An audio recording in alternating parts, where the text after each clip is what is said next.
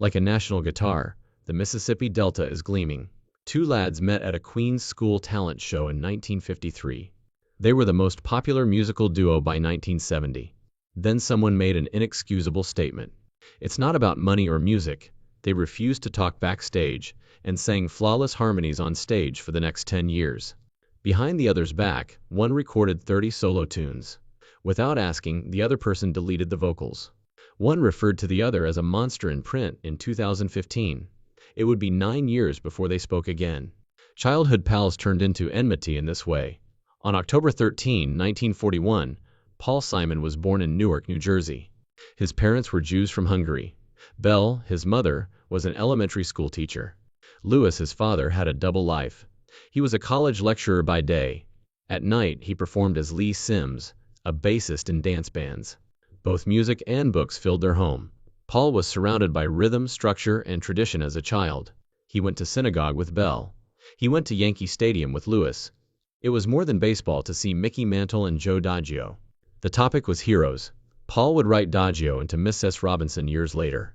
According to Donald Fagen, Paul was the quintessential New York Jewish child who enjoyed baseball and music, two activities that frequently gave immigrants a sense of belonging. The family relocated to the Kew Gardens Hills neighborhood of Queens in 1945, when Paul was only 4 years old. Everything changed with that transfer. It was more than a new house. The world was different.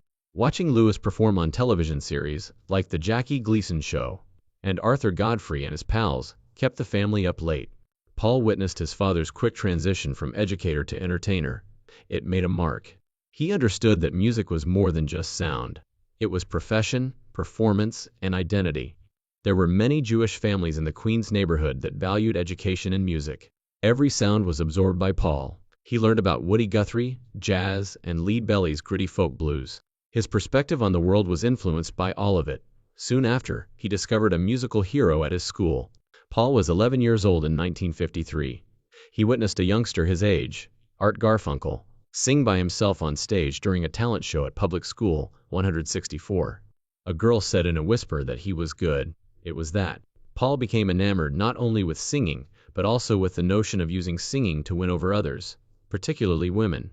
Later that year, when they both performed in Alice in Wonderland for their 6th grade graduation, the two reconnected. They saw it as the beginning of a musical empire, even though it was only a school performance. It seemed as if their voices were born to be together. They played at block parties and school dances as the Pepton, a doo-wop trio. Paul began penning tunes. He has already penned their first original work by the age of 13. They had evolved from peers by the age of 15. They were musicians who recorded music. Inspired by their love with the Everly Brothers, they recorded the song Hey Schoolgirl in 1957, under the names Tom and Jerry. They accidentally wrote it while attempting to recall Hey Doll Baby's lyrics.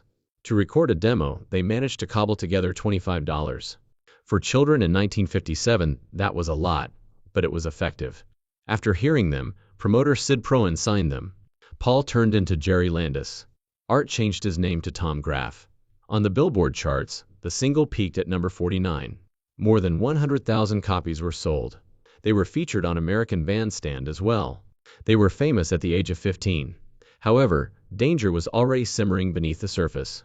Paul was doing more than just singing even back then. When he was only 12 or 13, he wrote their debut song, The Girl for Me. The words and chords were even written by his father, whose paper is now at the Library of Congress. Art's voice was superior. Paul had the drive and the pen. The unbalanced performance of Paul's art was present from the beginning, and would only worsen. Paul led a covert musical life from 1957 to 1964. He also recorded more than 30 tracks under false aliases, while still working with Art, True Taylor, Paul Kane, and Jerry Landis. He collaborated with Amy, Big, Hunt, King, Tribute, Madison, and several other labels. This was more than a pastime. Behind Art's back, Paul was quietly establishing a separate career. He was doing more than just recording his own music. He was producing and writing for other people. By 1962, he was producing songs for Richie Cordell, The Vevels, and Doy Daniels, while working for Amy Records. In 1958, he released his first single as True Taylor. That indicates that, only a few months after Hey School's triumph, he was already preparing for his own career. When Sid Prohan went straight to Paul, and offered him solo deals without telling Art. That's when the real damage happened. Paul didn't bring it up. When Art later learned, it devastated him. Later, he claimed that their friendship was destroyed by the betrayal. Never did he forgive it. Paul was planning his escape, while Art continued to trust in their partnership. Given that Tom and Jerry were having trouble reproducing their first hit, that was really painful. Paul didn't hold off. He went on. It wasn't until it was too late that Art realized what was happening. Even worse was Paul's triumph without Art. Paul achieved a little hit with Motorcycle in 1962, while performing with a new group called Tico and the Triumphs. At number 99 on the Billboard charts, it was released. He also published The Lone Teen Ranger, directed by Jerry Landis, at the same time, at number 97 on the rankings. These were minor victories, but they demonstrated that Paul could achieve without Art. Even though Marty Cooper, another singer, was the face of the Tico and the Triumphs project, it exposed Paul's cunning side. The song that charted included Paul as the lead vocalist. Behind the scenes, he was pulling strings while maintaining his own persona. This supported Paul's pre-existing beliefs. He could do it by himself. His previous betrayal seems much more calculated in light of that. He wasn't only taking a chance. Without telling Art, he was taking Art's place. They broke up in 1958. At the time, it wasn't dramatic. The damage was extensive, yet they only drifted. It took them 5 whole years, until 1963, to get back in touch. Paul released almost 30 tracks under several identities during that period. Art also attempted to create music, but he didn't get too far without Paul's ambition and network. Because they missed one another, Paul Simon and Art Garfunkel did not get back together in 1963. They were in a grave situation. Paul was barely surviving by 1963. He pitched songs to labels by cold, contacting them while working for a music publisher. Producer Tom Wilson, of Columbia Records, was drawn to one of his tracks. He was My Brother. Wilson, however, did not desire Paul.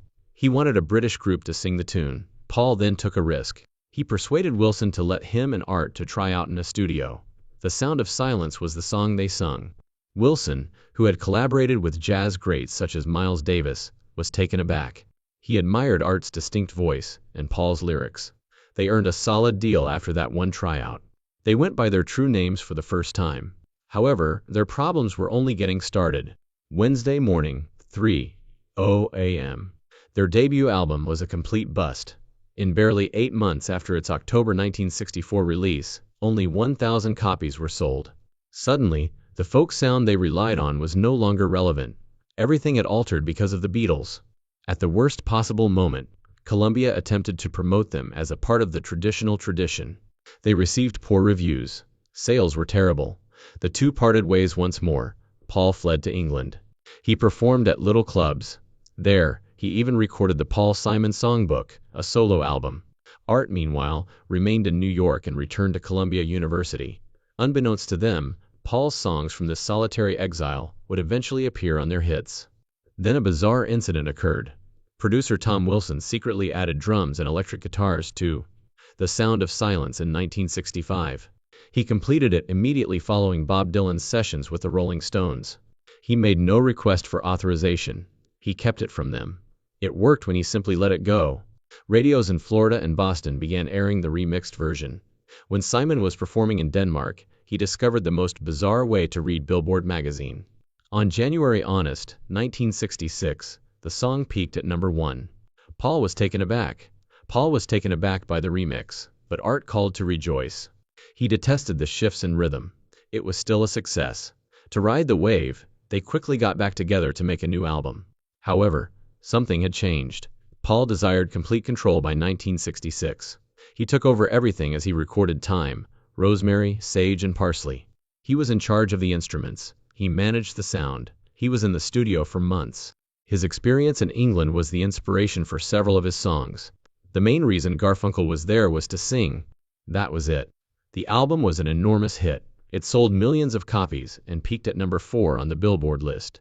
Paul, however, began to believe that he was the mastermind behind it all. Art only provided the voice. That disparity would only worsen. The Graduate followed. Their song was utilized in the 1967 movie by director Mike Nichols. They became well known as a result. Miss S. The movie was a huge hit, despite though Robinson wasn't done when it was released. The soundtrack achieved the top spot. They spent 16 weeks at the top of the charts with Bookends, their subsequent album. At the Grammys, they took home the Record of the Year award. However, success also brought fractures. Paul thought Art was getting too much credit.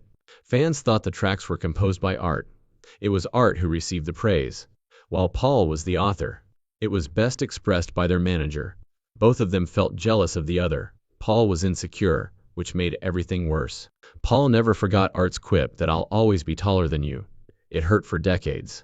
Art was taller and more photogenic. Then the last blow was delivered. They were requested to perform in Catch-22 by Mike Nichols. Paul's role was cut, but both were cast. The film was reduced to Art. Paul felt ashamed. To film the film, Art traveled to Mexico. Paul did not leave New York. Everything was shattered by that split. Paul had anticipated that they would continue to compose music. Rather, Art was absent for several months. A year passed when it should have only been 6 weeks. 2 lengthy sessions were required to record their album, Bridge Over Troubled Water. First in November 1968, then a year later. Paul stewed and waited in between. Woodstock arrived and left. They were unable to perform. Art continued to shoot. Paul made an effort to continue working, but things were never the same. Real-time feedback had always been the foundation of their creative process.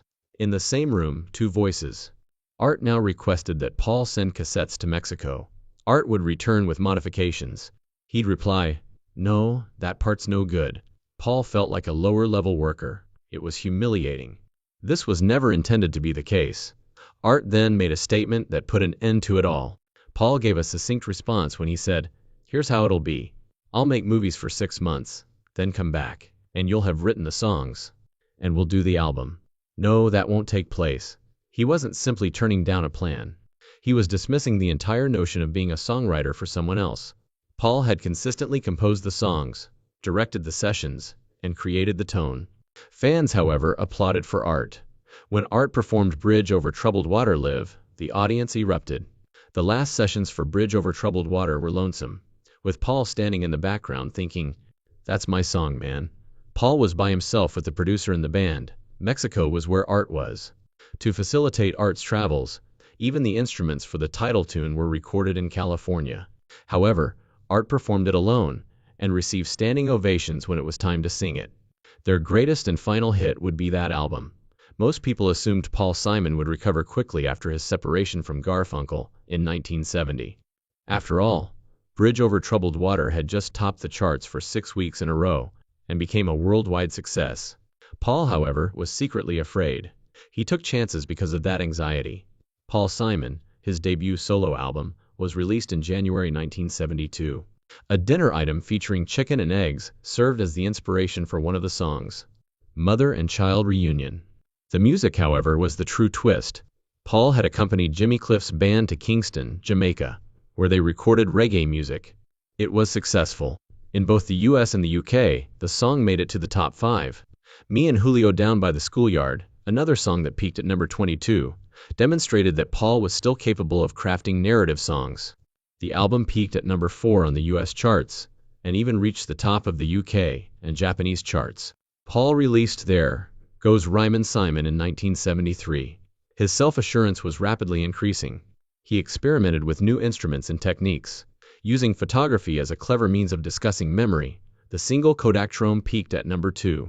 Next on the Cashbox charts was Loves Me Like a Rock. For backing vocals, he enlisted the gospel ensemble Dixie Hummingbirds, something he had never done before. Despite not being a huge chart smash, the song American Tune struck a chord. In just a few lyrics, it encapsulated the nation's post-Vietnam melancholy, and lifted a melody from Bach. On Cashbox, that album peaked at number 1. After all these years, Paul finally released Still Crazy in 1975, 2 years later. His darkest piece to date was this one. Despite being filled with grief and uncertainty, the songs were a smash, and he had recently divorced Peggy Harper. Paul won the Grammy for Best Male Pop Voice. The album peaked at number 1 on Billboard, and it was named Album of the Year. 50 Ways to Leave Your Lover is the most popular song. In early 1976, it topped the charts for 3 weeks. My Little Town, an unexpected reunion with Art Garfunkel, also peaked at number 9 on that same album. Paul's personal life, meanwhile, was everything from steady. He married Princess Leia, whose real name is Carrie Fisher, in 1983. They had a fast-paced relationship. They fell in love right away after meeting during the Star Wars frenzy. But getting married while on his reunion tour with Garfunkel turned out to be a disastrous decision. Paul reflected in a 2024 documentary, describing the marriage as draining. Carrie was constantly in the news. She knew what fame was. Paul didn't. Paul simply wasn't suited for the media, and she treated it like a game. Despite only lasting 11 months, their marriage had a lasting impact. Both were at the pinnacle of their careers. Paul had returned to the limelight. Hollywood was still centered on Carrie. The marriage felt like a hurricane, according to Paul's best man, Lorne Michaels. They were surrounded by fame all the time. Later, Paul acknowledged that he was exhausted by Carr's universe. Her addictions, her mood swings, and her passion for the spotlight. Everything was too much. I feel like life has become a media circus, he remarked. Paul's music was infused with the emotional turmoil. Despite being praised by critics, his 1983 album Hearts and Bones was a commercial failure. Even if the songs were honest, intimate, and profound, fans didn't relate, at least not at the time. In retrospect, he was obviously unraveling on the inside. Meanwhile, new issues were brought on by the fame and fortune. Their marriage endured numerous camera flashes, five-star hotels, and private planes. According to Lorne Michaels, it was like being stuck in a dream. Paul, however, thought it was more like a nightmare. Carrie flourished there. Paul didn't. He had the impression that he was acting in order to survive. Paul altered after they parted ways. In 1992, he wed Eddie Bickle, and the two of them created a much more tranquil existence with 3 children. After that, he avoided the tabloids. Paul, however, was not without controversy. He visited South Africa during the apartheid era in 1985. Any cultural exchange with the government was strictly prohibited by the UN. Nevertheless, Paul went. He recorded in Soweto for 9 days with local musicians. They operated in dread, with police threats and curfews. Paul paid them $200 per hour, which was more than 3 times what they were paid in New York. Locals only earned $15 per day. Activists were still incensed. Paul consented to apartheid simply by being there, according to Ghana's envoy. The backlash was swift. He was followed by protests in Birmingham and London. He was denounced by musicians. Additionally, picket lines trailed Paul everywhere he went, while on tour with Graceland. Then another scandal arose. This one is about stealing. Paul was accused by Los Lobos' Steve Berlin of stealing their music. Berlin claimed that Paul requested them to jam during the Graceland sessions, despite having absolutely nothing. They did. Paul utilized that tune on the album later without mentioning them.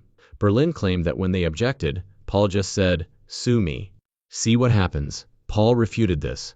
Loose, however, said they received nothing. No acknowledgement, just silence, no compensation. Credit disputes increased, particularly among African musicians. While some felt taken advantage of, others supported Paul. The hard reality was expressed by South African jazz icon Jonas Gwangwa, who quipped, "So it takes another white man to discover my people."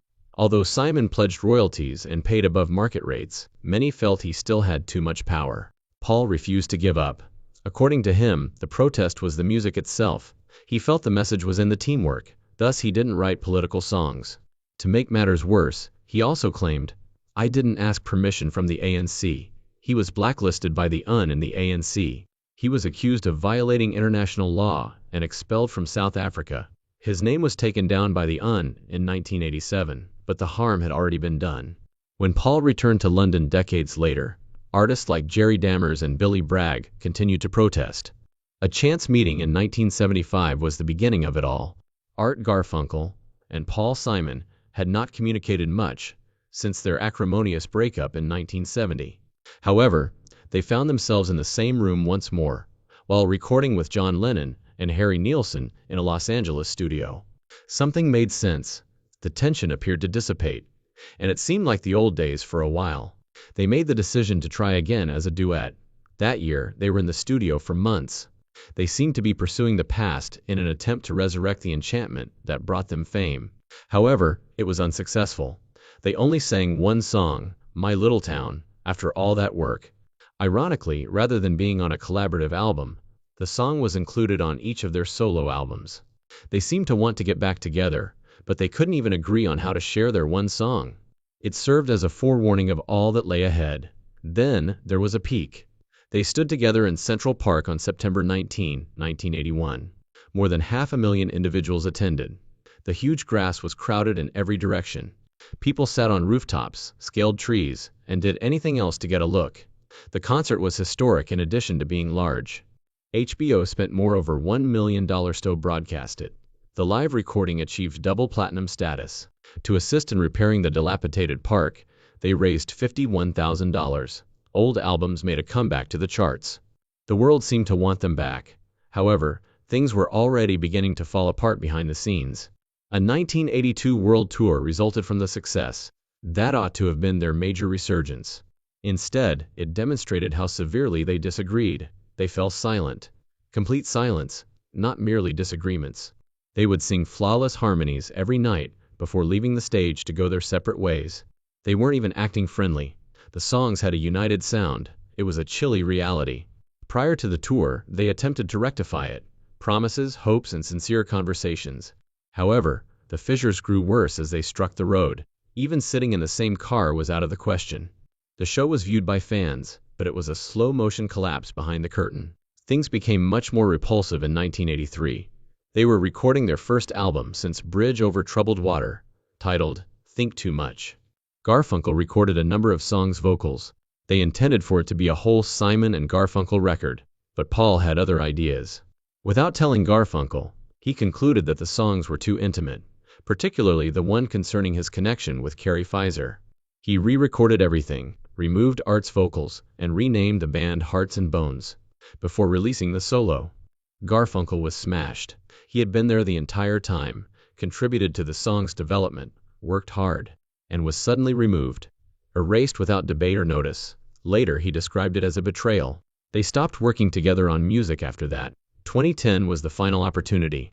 They were planning a reunion tour. It was scheduled to begin in New Orleans, but Garfunkel's vocal cord paresis appeared out of nowhere. He was not a singer.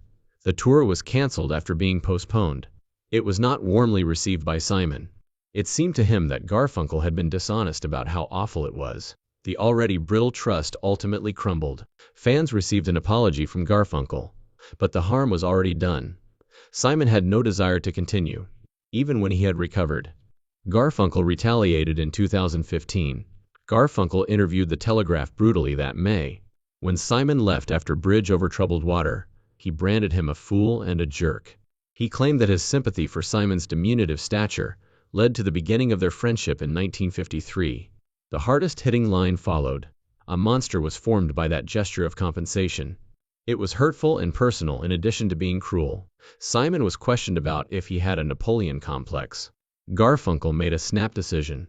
So, I would say, indeed, it was awful coming from a lifelong friend. It wasn't merely an insult, he claimed, when George Harrison reportedly declared to him, "My Paul is to me what your Paul is to you." The Pauls sidelined us.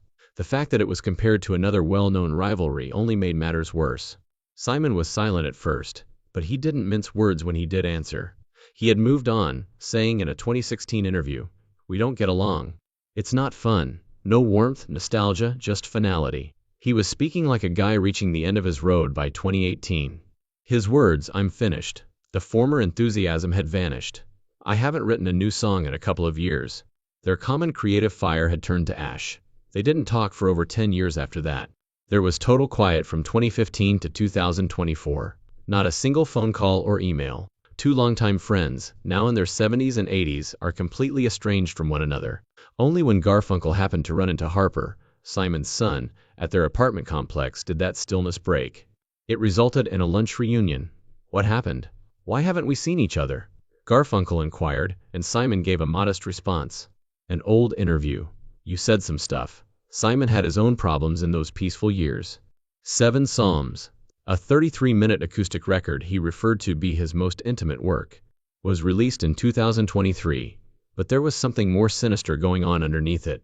His left ear was almost completely deaf. There were only 6% left. Physicians were unable to explain it. It took place in 2022, following a severe bout of COVID-19 that also left him physically weak. He acknowledged that he was no longer able to sing, "So you can call me Al." "Gone," he declared. "That one is out of my reach." It was devastating.